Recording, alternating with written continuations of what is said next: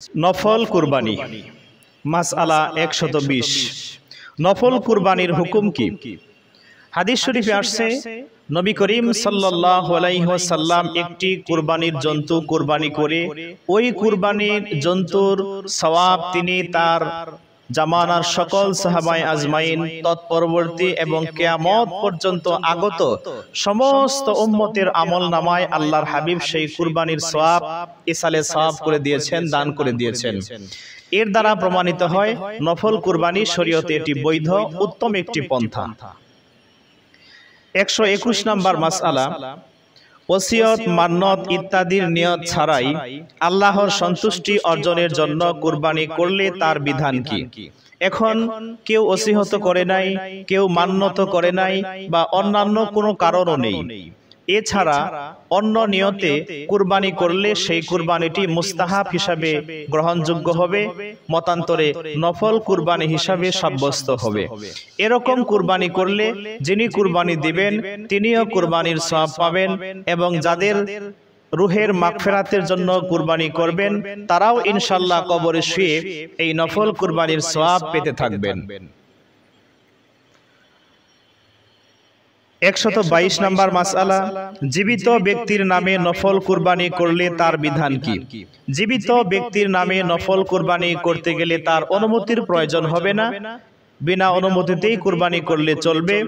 এতে করে যিনি কুরবানি দেবেন এবং জীবিত ব্যক্তি যার জন্য, যার রুহের মাগফিরাতের জন্য কুরবানি দেওয়া হচ্ছে তিনিও কুরবানির সওয়াব পাবেন, অথবা অন্যান্য ব্যক্তি, মৃত আব্বা আম্মা দাদা দাদি আপনজন যিনারা কবরে শুয়ে আছেন অথবা জীবিত আছেন তিনারাও এই নফল কুরবানির সওয়াব দুনিয়াতে থাকতেও জীবিতরা পাবেন, মৃতরা কবরে শুয়ে এই নফল কুরবানির সওয়াব পেতে থাকবে। 123 নম্বর মাসআলা, নফল কুরবানির গোশত বন্টনের বিধান কি? নফল কুরবানির গোশত বন্টনের বিধান ওয়াজিব কুরবানির মতোই ব্যক্তি নিজে খাবে, আপনজনদেরকে খাওয়াবে এবং আরেকটি অংশ এতিম, মিসকিন, অসহায়, গরিব, দরিদ্র, হত দরিদ্র ব্যক্তিদের মাঝে গোশত বন্টন করে দেবে। আর নফল কুরবানির চামড়ার বিধান ওয়াজিব কুরবানির চামড়ার বিধানের অনুরূপই মতোই। তবে এখানে একটি কথা মাথায় সবসময় রাখতে হবে, মান্নত কুরবানি এবং ওয়াসিয়তের কুরবানির গোশত ব্যক্তি নিজে খেতে পারবে না, আপনজনদেরকে খাওয়াতে পারবে না, ধনী ব্যক্তিকে খাওয়াতে পারবে না, এমনকি নিজে সে যদি যাকাত সদকা খাওয়ার উপযুক্ত হয় তারপরেও মান্নত এবং ওসিয়ত কুরবানির গোশত কুরবানি দাতা খেতে পারবে না। সম্পূর্ণ গোশত এতিম, মিসকিন, অসহায়, বিধবা, দরিদ্র ব্যক্তিদের মাঝে সদকা করে দেওয়া আবশ্যক। এখন নফল কুরবানির এটা আমরা বলতে কি বুঝি? নফল কুরবানি এটি হচ্ছে মূলত ওয়াজিব, মান্নত, ওসিয়তের কুরবানি, আকিকার কুরবানি ছাড়া বছরের যে কোনো সময় আমরা যে কুরবানি করে থাকি সাধারণত সেটাই নফল কুরবানি বলে গণ্য হয়। নফল কুরবানির জন্য নির্দিষ্ট মাস নেই, সে ইচ্ছা করলে যে কোনো মাসে কুরবানি করতে পারবে। 124 নম্বর মাসআলা, কুরবানির দিনগুলোতে কুরবানির নিয়ত ব্যতীত অন্য পশু জবাই করা বৈধ আছে কি না?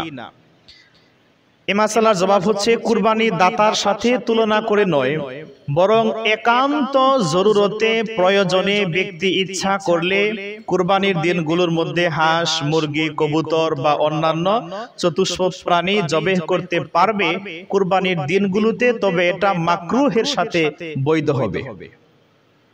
আলহামদুলিল্লাহ, এ পর্যন্ত আমি কুরবানির উপর যে মাসআলাগুলো বলেছি এই মাসআলাগুলো সবগুলোর সমাধান বানিয়ে সারসিনা আল্লামা শাহ সুফি মরহুম নিসারউদ্দিন আহমদ রহমাতুল্লাহি আলাইহি তিনার লেখা তরিকুল ইসলাম কিতাবের 2য় খণ্ড থেকে আমি মাসআলাগুলো বলেছি। তো আমার মুখস্থ করা বা মাসআলা বলতে গিয়ে কোনো ভুল ত্রুটি হয়ে থাকলে সুধীজন যারা আছেন, শুভাকাঙ্ক্ষী যারা আছেন অবশ্যই আমাকে ধরিয়ে দিবেন, আমি সংশোধন করে নিব। আর তরিকুল ইসলাম কিতাবের 2য় খণ্ডে এই কুরবানির মাসআলা আলোচনায় মরহুম আল্লামা শাহ সুফি নিসারউদ্দিন আহমদ রহমাতুল্লাহি আলাইহি একটি বিষয়কে কেন্দ্র করে তিনি কতগুলো কিতাব তিনি ঘেটে ঘেটে কুরবানির মাসআলাকে তিনি সমাধান দিয়েছেন, আমাদের জন্য সহজ করে দিয়ে গিয়েছেন। এই তরিকুল ইসলাম কিতাবে কুরবানির মাসআলা সমাধানে প্রায় 26-27টি কিতাবের হাওয়ালা আনা হয়েছে, রেফারেন্স আনা হয়েছে। এর মধ্যে অতিরিক্ত আমি আরো 2-1টি কিতাব বা কোরআনুল কারীমের অন্য সূরা বা হাদিস শরীফ থেকে অতিরিক্ত হিসাবে আমি 2-1টা বলেছি।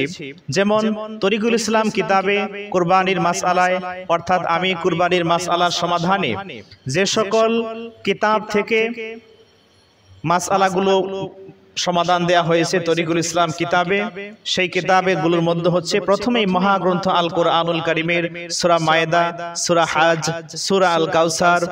এরপর হাদিসের কিতাবের মধ্য থেকে সহিহুল মুসলিম, এরপর সুনান আবু দাউদ, সুনান ইবনে মাজাহ, সুনান তিরমিজি, ফাতওয়ায়ে শামী, রাদ্দুল মুহতার, হেদায়া, আলমগীরি, বাহরে শরিয়া, হিন্দিয়া, বাদাই ওয়াস সানাই, কাজী খান, জায়ালি, হিদায়া, ইমদাদুল ফাতাওয়া, সিরাজিয়া, দুররুল মুখতার, তাহতাবি, বাহরুর রাইক, আজিজুল ফাতওয়া, গাওয়াতুল আওতার, মাজমাউল আনহুর, জাওয়াহিরুল ফিক, জাওয়াহিরুল ফাতাওয়া।